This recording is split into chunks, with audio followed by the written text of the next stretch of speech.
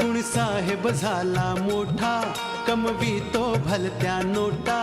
कुणी साहेब झाला मोठा कमवितो भलत्या नोटा. वेळेवर अन्न देईना त्या आई बापाच्या पोटा.